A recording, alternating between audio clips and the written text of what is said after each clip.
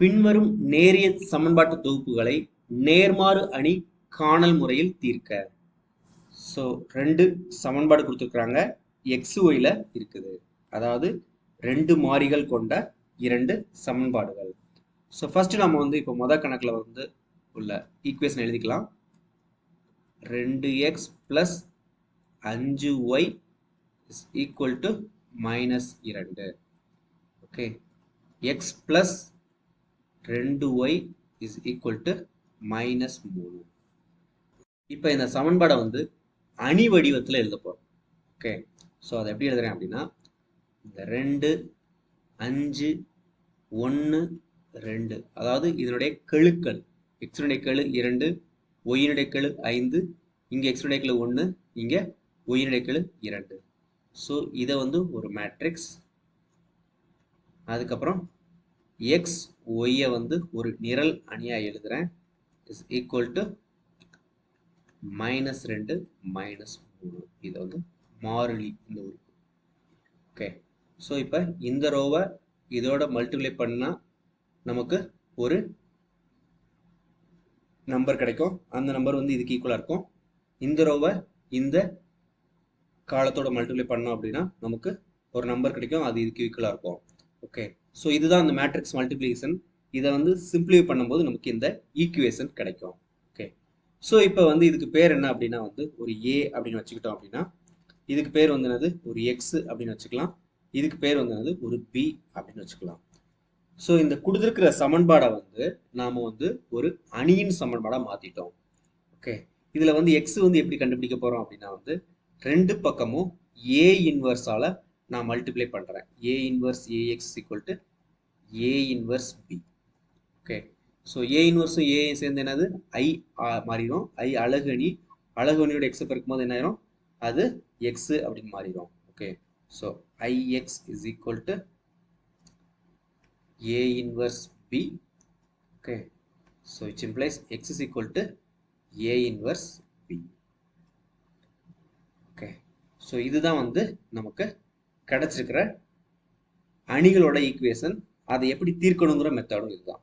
So இப்போ அந்த ஏக்கு இன்வர்ஸ் கண்டுபிடிச்சிட்டு அதை பியோட மல்டிப்ளை பண்ணோம் அப்படின்னா நமக்கு எக்ஸ்ஒயோட வேல்யூ கிடைச்சிடும். ஸோ இதுதான் நேரிய சமன்பாட்டு தொகுப்புகளை நேர்மாறு அணி காணல் முறையில் தீர்ப்பதற்கான விளக்கு முறை. ஓகே, இப்போ நமக்கு ஒரு ஃபார்முலா தெரியும், அது ஆல்ரெடி நம்ம பார்த்துருக்குறோம். அதாவது ஏ அப்படிங்கிற அணி என்னது ஏபிசிடி அப்படின்னு இருந்தது அப்படின்னா அதனோட இன்வர்ஸ் எப்படி இருக்கும் அப்படின்னா A inverse equal to 1/AD - BC பெருக்கல் இங்கே ஏயும் டியும் இடத்த மாற்றணும், இங்கே டி இங்கே ஏ, அதுக்கப்புறம் இங்கே ரெண்டுக்கும் அடையாளத்தை மட்டும் மாற்றணும், -B -C. ஓகே, ஸோ இதுதான் அதனுடைய இன்வர்ஸு. ஸோ இதை வச்சு நம்ம என்ன பண்ண போகிறோம் அப்படின்னா இப்போ இந்த ஏக்கு இன்வர்ஸ் எழுதலாம். So A inverse is equal to 1/, இங்கே 2 4 -4 5. ஓகே, அது போக இந்த ரெண்டுக்கும் என்ன பண்ணணும் அப்படின்னா இரண்டையும் மாற்றணும். ஸோ இங்கேயும் 2 இங்கேயும் 2 தான் இருக்குது. ஸோ மாற்றினாலும் அதே தான். இப்போ இந்த ரெண்டுக்கும் அடையாளத்தை மாற்றணும். ஸோ -5 -1.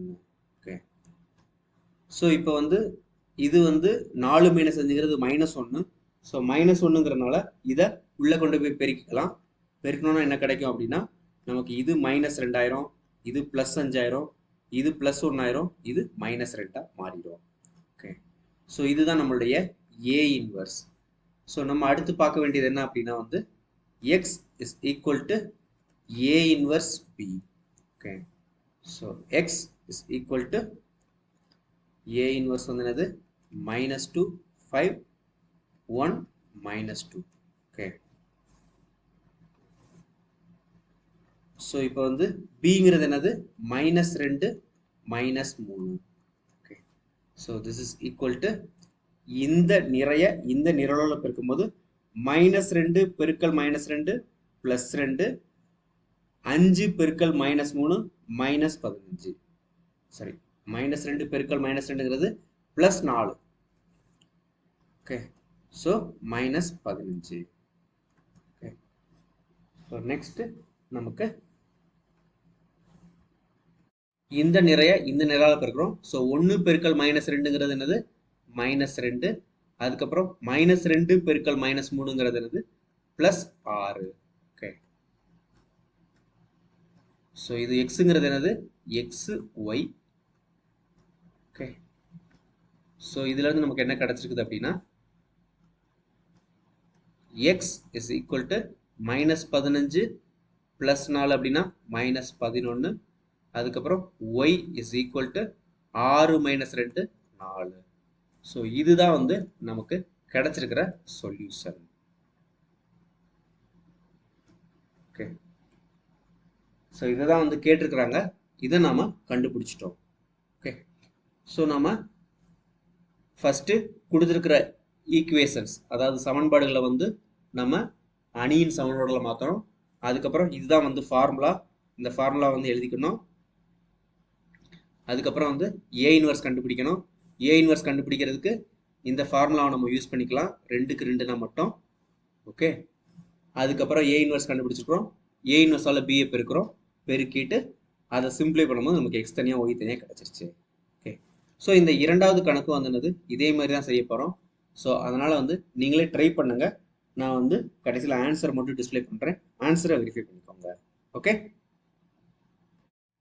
ஸோ கொடுத்துருக்கிற ஈக்குவேஷனை வந்து நான் வந்து அணிகளுக்கான சமன்பாடாக எழுதியிருக்கிறேன். அதாவது மேட்ரிக்ஸ் ஈக்குவேஷனாக எழுதியிருக்கிறேன்.